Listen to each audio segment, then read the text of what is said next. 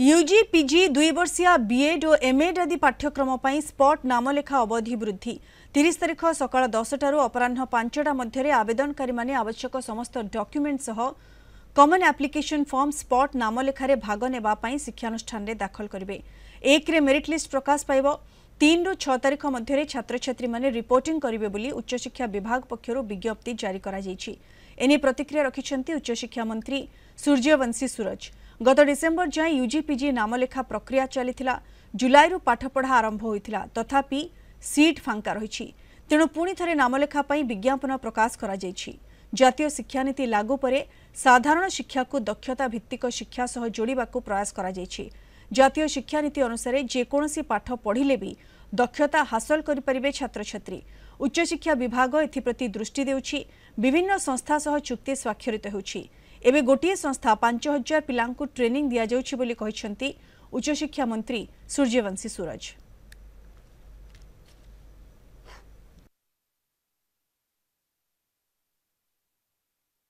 जातीय शिक्षानीतिर प्रणयन पर साधारण शिक्षा रे जो वैकेंसी पड़ुची सीट गुड़िक बा पिला मानकर ड्रॉप आउट रहुची जीआर कम रहुची ये सब को साधारण शिक्षा को हमको सबुठ बड़ कथा आज दिन में स्किल सहित जोड़ा पड़े।